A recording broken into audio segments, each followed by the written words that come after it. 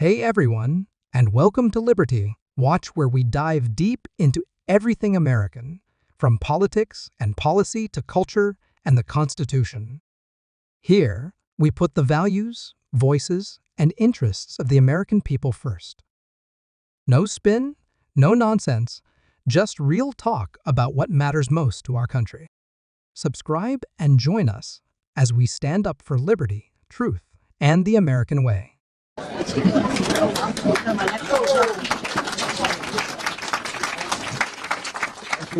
Thank you all very much for coming. I'm glad we had such a large turnout. It's bigger than the last time I was here. And we always have our town meetings in Fort Madison at this place. The courthouse doesn't want us to come there. I don't know why. And we have a lot of media, I see. I've been doing this for 45 years and haven't had this much media at most of my meetings. So I'm really thrilled that you're paying attention to it. I had 396 county meetings during the 4 years of the Biden administration, and none of you showed up. I'm glad you're showing up now. Yeah. Thank you for showing up. Yeah. I'm glad to be here. This is what it takes this is the best way to get your opinions, because I can see you and you can see me, but I only see a few thousand people a year face to face. In the wealthiest nation in the world, millions of Americans still face the unthinkable, skipping doses, rationing medication, or going entirely without life-saving prescriptions because they cannot afford them. From small towns in Iowa to crowded cities on the coasts, the rising cost of prescription drugs has quietly become one of the greatest threats to public health in the United States. The crisis cuts across demographic, political, and economic lines. Seniors on fixed incomes, working parents without adequate insurance, people with chronic illnesses, all are vulnerable to a system that seems to place profit far above people. Year after year, public trust in the pharmaceutical industry erodes, and polls consistently show that lowering drug prices is among the top concerns for American voters. Is anybody not doing your job? is anybody Let's get through this. Let's get through this. Is anybody interested in rural health care? Yes, we have none in Keokuk. Who are you quoting that's interested? So this comes from a fellow named Randy Dillon, who is a senior tax partner at KPMG, who happened to be the tax preparer for both President Biden and Bob Dole. He asks, This is about rural health care. yes. 21% of Iowans are on Medicaid. And our rural hospital in Jefferson County Health Center derives 14% of its patient revenue from Medicaid. Will you vote for a reconciliation bill that damages the health of Iowans and makes health care less accessible? 21% of Iowans is roughly 700,000 individuals, 250,000 children in the CHIPS program, and more than 300,000 Iowans receive SNAP benefits. My conversations with the head of our hospital through a meeting that we had with our representatives, rural hospitals are closing now under the current funding situation, with hundreds of billions of dollars leaving these programs that support local hospitals, support 21% of your constituents. I find that unconscionable, particularly with regards to Elon Musk was asked how much savings, quote unquote, if you can believe him, have you found? 125 billion. The sources that I read say that the reduction in staff at the IRS and the knock-on effects of that are likely to cost the Treasury $500 billion of revenue coming in. So whatever the policy is, if people aren't honest with their tax returns because they know for darn sure they're not going to get audited, it's incomprehensible to a lot of us. And one of the reasons I think why you're feeling this, either quality of anger or strong feelings, is that we feel like much of what's happening simply does not make any logical sense. And we appreciate what you're doing, everything you can do, but I think we want you to do more. We want you to stand up more for all of us.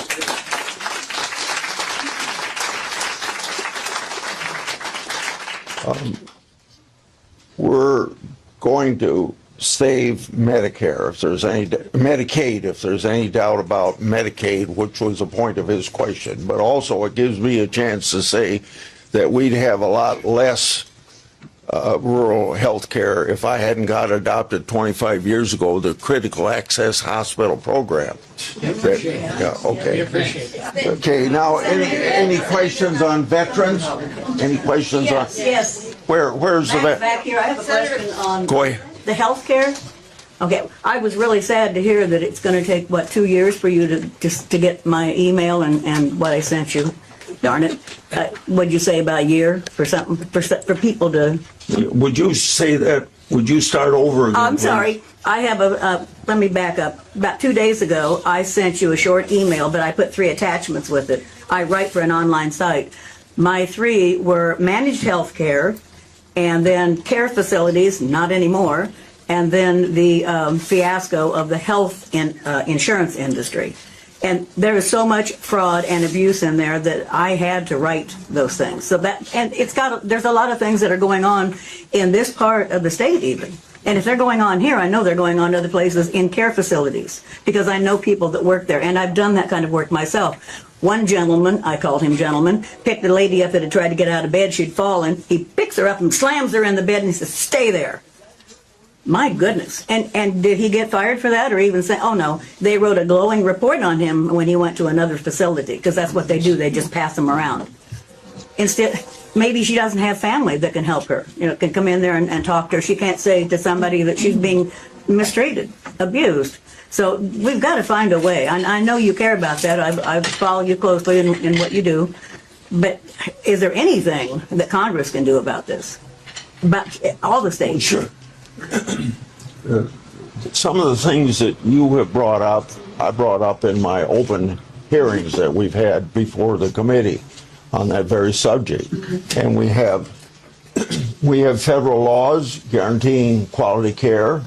It's administered by the 50 states separately. The federal government can step in and chastise the states if they aren't doing a good job of it. Concerns for American voters. Yet, despite countless speeches, bills, and promises, meaningful progress remains elusive.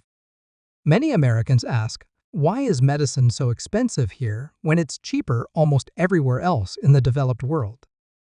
To answer that question, we have to go beyond just blaming Big Pharma, though their influence is certainly formidable. The real story is more complicated.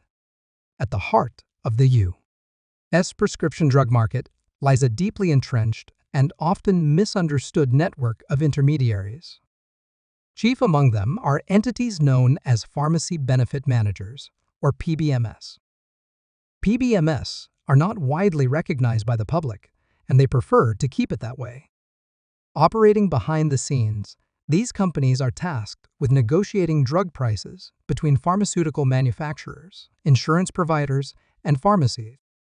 In theory, their role is to leverage their size and influence to lower prices for consumers.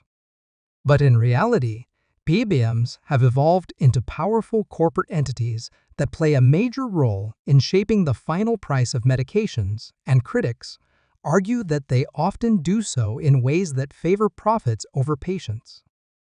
By negotiating secret rebates and controlling access to specific drugs through formularies, PBMs exert enormous control over which medications patients can get and how much they pay out of pocket. Yet their business practices are largely shielded from public scrutiny. There are few transparency requirements, limited oversight, and even less accountability. This lack of clarity is no accident. The pharmaceutical pricing ecosystem is intentionally opaque, making it almost impossible for patients or even lawmakers to trace how a drug that costs $10 to manufacture can end up costing $500 at the pharmacy counter. Be able to come up in the United States Senate because it's going to require 60 votes to bring it up. But if it does come up, I would see that my wife would be able to vote just like you want to vote. It passed in the House, though. It did pass. It passed. It already passed by 216 to 230. Senator, I have one other question. Can I finish? I'm a rarity here. I'm a happy Republican. I want to thank you personally for something you did for my father. My father was a World War II veteran from the Navy, and he was a Korean War decorated Marine veteran. And about 20 years ago, he had shrapnel still in his knee, and it was causing him trouble. He wanted to get surgery, and the Veterans Administration wouldn't give him coverage. We applied and applied and applied and applied, and we couldn't get it. So I contacted your office, and they told me that you would look into the matter personally, and I got a letter back saying that you had looked into the matter personally and that my father would be covered. And we've had the greatest benefits for the last 20 years that a person could ask for. He got all the coverage he needed, got everything, ramps, the equipment for handles, and he passed away 3 weeks ago at 97. And I want you to know he was a strong supporter of you, and he lived long enough to vote for you again. So.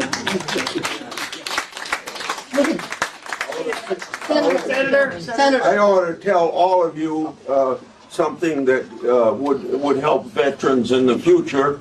The Senate just set up a program for each senator to be able to have what we call a veteran fellow.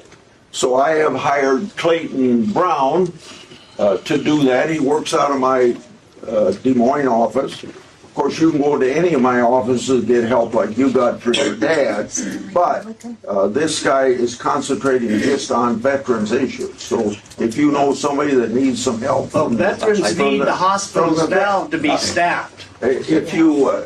Brown. Can you hear me now? Yes. Okay. Anybody that needs help from the VA, it'd be nice if you direct them to Okay, will do, sir. Thank you. Senator. In recent years, a small but growing number of policymakers have begun to call attention to the outsized influence of PBMs. Among them is Iowa Senator Chuck Grassley, who has spent over 4 decades in public service and who continues to hold town hall meetings across his state, listening to constituents who often come forward with concerns about healthcare costs, particularly the price of medication. At a recent town hall in Fort Madison, Iowa, Grassley acknowledged that although he's introduced many bills aimed at reducing drug prices over the years, most of those efforts have stalled or fallen short. However, he expressed optimism about a new line of attack, going after the middlemen. Grassley believes that taking on PBMs may be the key to unlocking meaningful reform in a system that has long resisted it. And he's not alone. Momentum is building in both chambers of Congress to regulate PBMs more aggressively, with proposals to mandate pricing transparency, limit their ability to pocket rebates, and even restrict certain business practices that critics describe as anti-competitive or exploitative. This moment marks a potential turning point in the fight to make medicine more affordable. But it also raises deeper questions about how we got here in the first place and whether our political system can overcome the immense lobbying power of the pharmaceutical and PBM industries. In the sections that follow, we'll unpack the complex role of PBMs in the drug pricing system, explore the current legislation aimed at reforming their practices, and examine how these changes could impact real people across the country. Because this isn't just a debate about economics or policy. It's about life and death, fairness and dignity, and whether a person's health should be dictated by the secret negotiations of companies they've never heard of.